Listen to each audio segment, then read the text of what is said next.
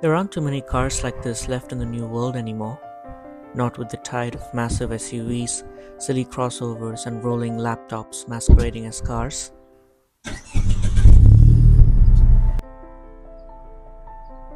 Sure, there's this and the Golf R, but Subaru won't sell you the WRX hatch these days, nor will Ford sell you a Focus RS. Audi and Benz? Forget the A3 and the A Class hatches. Apparently, we're not worthy of them here in North America.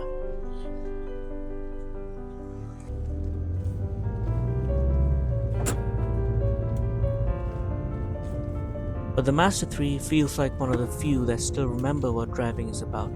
Light, taut, just enough turbo to make your heart skip. One of the last hurrahs against the norm, against soulless machines, against the electric monster breathing down our necks.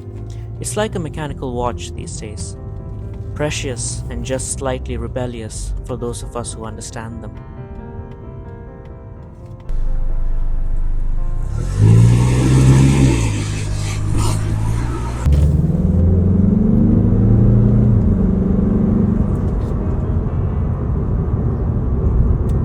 And yet, as the revs settle and the road stretches ahead, I realize this isn't just a car, it's a companion, a confidant, one that's been with me through many a corner, both on the road and in life.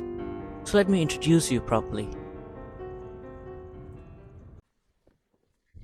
Hello, I'd like you to meet one of my best friends. He's actually not from around here, but a small Pacific island called the Land of the Rising Sun. And I've christened him Spoolz because Mazda have bestowed him with a turbocharger. And recently, even the state has recognized his name. And just like any good best friend, he has his quirks. For instance, he shouts at me when he wakes up.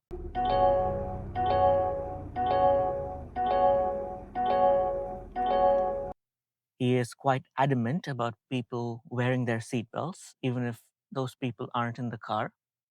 And he's also insistent that there are cars in the adjacent lane, even when there aren't. Well, then, he's a little bit like what Jeremy Clarkson said of the Quattroporte. It's like owning a 5-year-old kid. Impossible to reason with and annoying a lot of the time. But if someone tried to take them away from you, you would kill them. He's actually turning 2 this year, and although he has been incredibly reliable, I always got the sense that his turbo was being underutilized. So recently, I upgraded his shoes a little bit. I changed all his stock tires from Bridgestone Turanzas to Michelin Pilot Sport 4 All Seasons, and also upgraded his rims from the OEM alloys to these fast FC04 alloys, which are around 7 pounds lighter on each corner, and that massively reduces unsprung weight. And since then, he's been handling exceptionally well.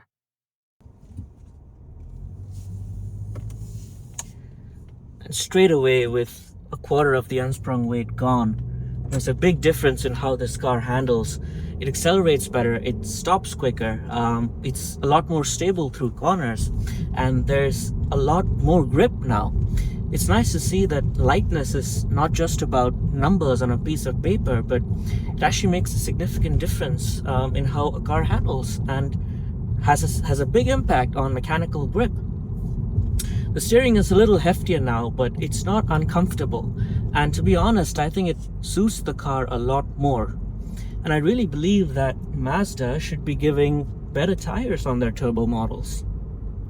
The ride now is a little stiffer because of the lower sidewalls, but I think that also suits the car a lot more. And I think that the car has grown up. It has matured with these better tires. It's almost as though it has grown up alongside me.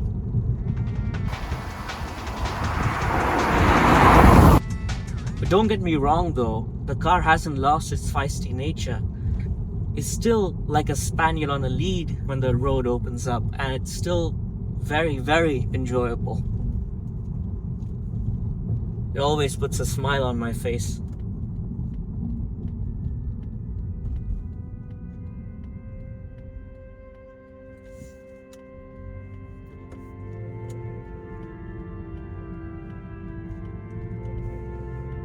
I've been thinking a lot about growth lately, and what it actually means to move forward, to metaphorically shed your skin.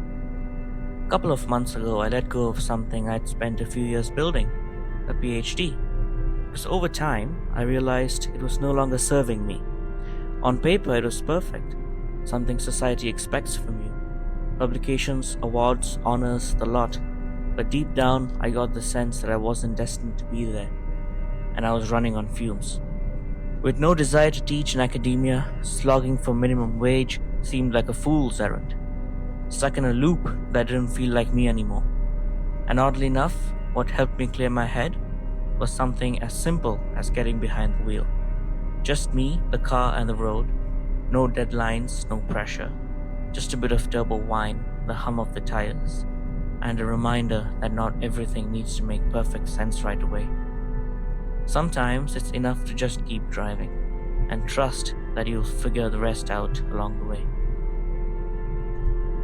That's enough about me though. Let's get back to the beauty that is the Mazda 3. With 250 horsepower and torque figures that would put some old V8s and diesels to shame, this thing can really move. I mean, it won't set your pants on fire like a Golf R or an Elantra N, but it's still quite quick. And I really like how linear the accelerator feels. And I also like the weight that they have given to the accelerator. It's a little bit like slicing through butter, for example.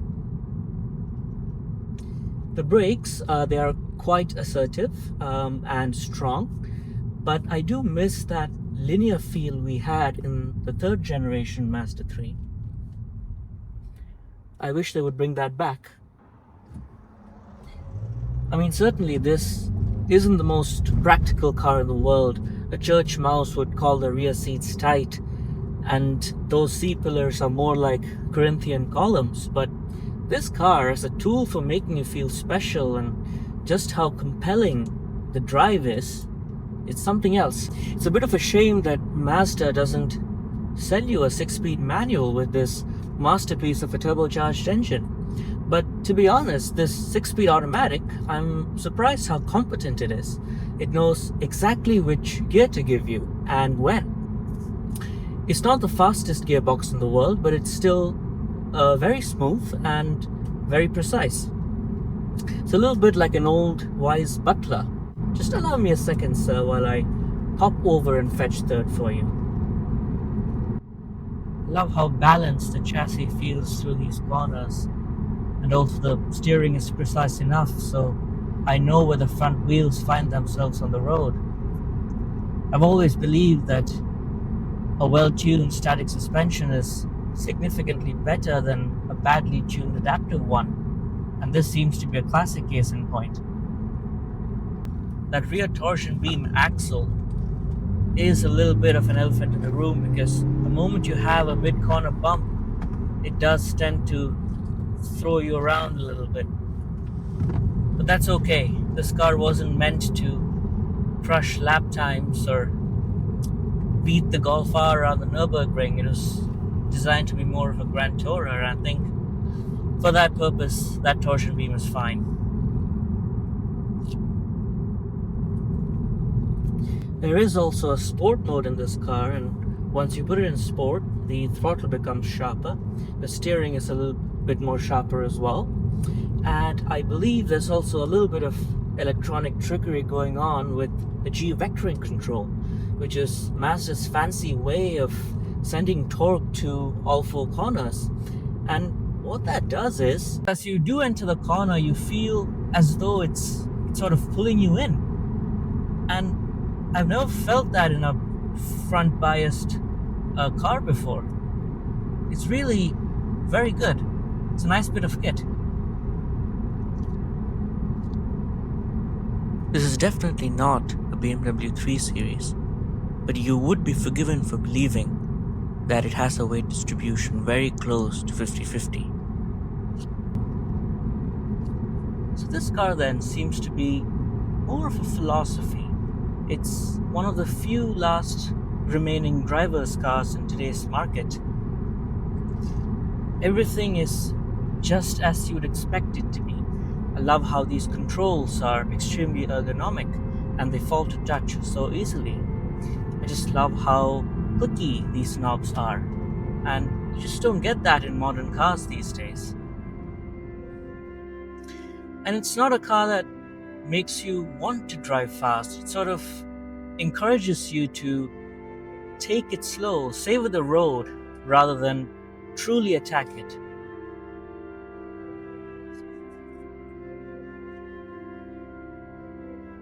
And you know what? After a while, you feel like stopping altogether because looking at this car is one of the best things ever. And I think it's one of the best parts of the drive. And this brings me to the end of not only my memoir, but also a chapter in my life where I plunge into my lifelong passion that has been aviation and working around airplanes. And this seems to be a very fitting place to end it at.